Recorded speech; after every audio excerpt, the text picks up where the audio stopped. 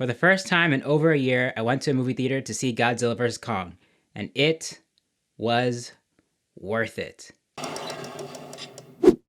Of course, this was not the same theater experience I'm used to, or any of us are used to, but it was nice to finally be back. I'm going to break this video up into 3 sections using the chapters feature, which I actually haven't tried out yet, so this is kind of a test run. But first section will be my general thoughts about the theater experience, what it was like going to a movie theater in a pandemic. Second will be my spoiler-free thoughts for the movie, and then at the very end, I want to give a few of my spoiler thoughts. I'm not going to go into a lot of detail, but there are a few things I want to talk about. And so if you've seen the movie already, it's on HBO Max, it's in theaters, then you can stick around to the very end. Or if that's what you're here for, you can just skip ahead right now and go watch that part. But if you want to hear my general thoughts about the movie, stick around. Godzilla vs. Kong was directed by Adam Wingard and stars Millie Bobby Brown returning for her role that she played in King of Monsters, with some new additions, Alexander Skarsgård, Rebecca Hall, and Brian Tyree Henry. Godzilla is on a rampage and the humans don't know why, so they recruit Kong to go with them on a mission to try and figure out how to stop him. Before I get into the movie, let me talk real quick about my theater experience, which was pretty great actually. I had to go in with a mask, of course. Everybody else around me was wearing a mask. People were very spread out. Even though the theater said it was sold out, it wasn't actually like sold out full. It was just because of these capacity restrictions that not a lot of people were able to actually go into the theater. Outside of the theaters, they had disinfecting wipes, so if you wanted to wipe down your seat before you sat down, you could do that, which I thought was really nice. And it just felt really great to be in front of a big screen again. And this is a movie that deserves to be seen on the big screen, so let's just get right into it. Right off the bat, I just have to say this is probably my favorite of these newer monster movies. Out of all of the movies we've seen so far, I think this one really understood what kind of movie it was. They knew they had to include human characters so we had something to sort of connect to in this whole monster battle, but honestly, it really is just about the monsters here. And not in the same way that King of the Monsters was, where it was just constant monster battles. I think this movie had the right balance. This movie embraced the wackiness of it. It didn't try and get too deep into why things are happening. It didn't try to push in these random themes like, for example, in King of the Monsters, spoiler alert if you haven't seen it, but I hope you have because why would you be watching this? But in that movie, Millie Bobby Brown's mom turns out to be the bad guy and she's like, humans are the problem and we have to use the monsters to exterminate everybody. Something crazy like that. And there's nothing like that in this movie. This movie is just wacky, monster punching fun. That's the best way I can put it. There's a story, but it's not the focus. It's really just about these monsters punching each other, which is great. So one of the weaknesses of the movies usually is the human characters because you don't care about them that much, but I felt myself actually caring about the people I was seeing on screen, especially this little girl, Gia, who is basically Kong's best friend. She was definitely the heart of the movie, and her relationship with Kong really grounded it and made me more invested in it because I wanted to see these two make it out of this situation especially. Millie Bobby Brown was pretty good in this movie. She had a lot more to do, I think, a lot more to do in the story, but I'm not gonna get too much in details until I get to spoilers, but her scenes were fun with Brian Tyree Henry and Julian Dennison. It was kind of the comic relief, but also had some important parts of the story kind of in there, so they did have a role to play. But again, I just wanted to see these monsters fighting and punching each other, which I got. That's what this movie is. It's a lot of punching and monster fighting. Now, there are also other human characters, of course, and I think a lot of these characters just kind of fit into the mold or like the cliche characters you'd expect to see in a monster movie like this. You have the conspiracy theorist, the scaredy cat, the scientists that are trying to do good, and the corporation that has nefarious purposes. It's all there. We've seen it in other movies. I didn't mind that though. I think this fit well into this movie because again, it understands what it's supposed to be. It's a monster movie with monsters punching each other. Like, that's it. That's really it. So there are actually 2 things about the action scenes that stood out to me in this movie. One, they were actually pretty spread out, unlike King of the Monsters where they were just giving you so many monster fight scenes back to back to back that it almost became overwhelming.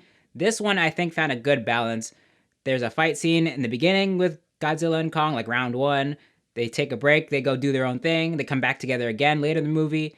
And so you get some time in between, and when Godzilla and Kong aren't fighting each other, they're fighting either military forces or other creatures that are out there, because remember, they're not the only ones out there. So I think they did a good job balancing that, and so each fight scene actually had more weight to it because you didn't get them as much.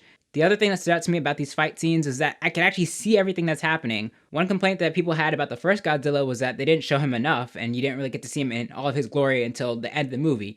And then in the second one, yeah, you see his body, but there's also a lot of scenes where it's just taking place in the dark. So you don't really see everything that's going on, and then it's also obscured by the weather. There's clouds, dust, all this stuff blocking your view, so you really don't get to see everything in its entirety. Like, there's stuff that's always in the way, but this movie did not do that. You actually see everything. There are fights during the day, like the sun is out. You can see everything. You can see every punch, every kick, every chokehold. You see all of that. The night scenes, you can still see everything because they take place in a city with all of these lights, neon, street lights. So it's very clear what's going on here. The fights are very easy to follow and you can see every movement. And it just made me enjoy the experience more because I could actually see what's happening. I could see what I came for, Godzilla versus Kong. That's it. That's the movie. Also, like I said, this movie knows what it is. So even though they do sort of try to explain things with science or whatever, it also just understands that this is a big dumb monster movie, so some stuff doesn't have to make sense. Some things that they're able to do in the movie, like Godzilla and Kong, some moves they do, you think about it too long, like, okay, how does he know how to do that? But you honestly don't care because it just looks cool.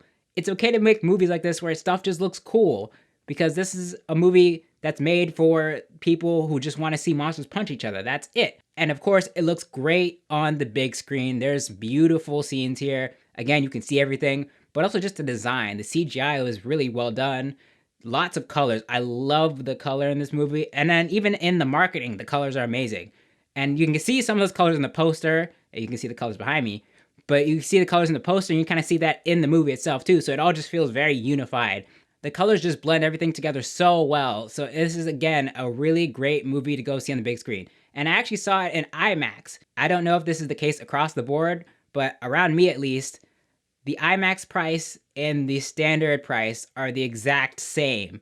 So you could just go see this movie in IMAX for the same price as standard. You can see it on a bigger screen with really high sound quality. Why wouldn't you? This is a great movie to see on the big screen. If you haven't gone back to the theater yet, I think this is the movie. This movie brought me back to theaters. If you had asked me back in December if I was gonna go back to the movies to see this, I probably would have been like, but I had my first shot and I have my second one coming up in the next couple weeks. But also, this is just a big movie. The theaters were reopened around me, so I'm like, why not? Let's go. I was still masked up. Nothing was stopping me, and I'm so happy I went. Now, as I mentioned, if you think about certain things too hard, they're not gonna make sense. Some of the human characters weren't as entertaining or didn't add as much to the story. But again, I didn't mind these things because this is just a big monster movie. And that's what I wanted. That's what I came for. The verdict. Godzilla vs. Kong is a great time.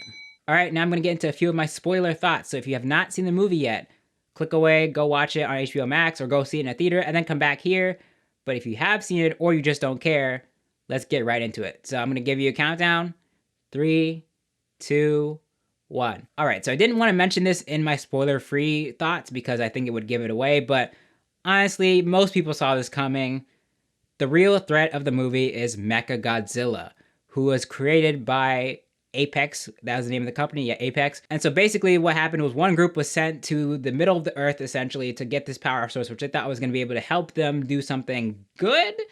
But then it really turns out they just wanted that to power Mechagodzilla, who, surprise, gets loose because something goes wrong, and so now he's running out on his own. But it was cool to see Godzilla and Kong team up to whoop him. That was really good. All the fight scenes were great.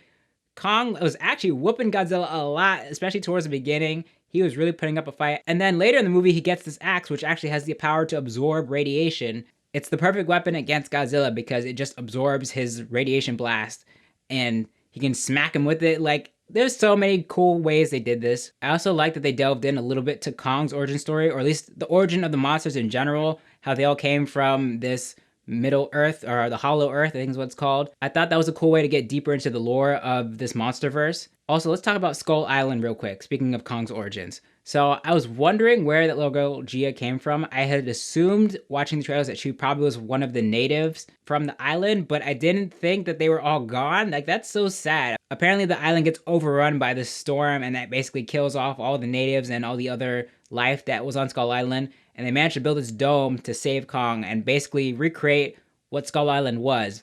Now that does raise a lot of questions, like, first of all, how did they get Kong to stay in there? I mean, he tries to escape, but like, how did they get him in there in the first place? Second of all, if there's this really violent storm happening, how are they able to build this so safely?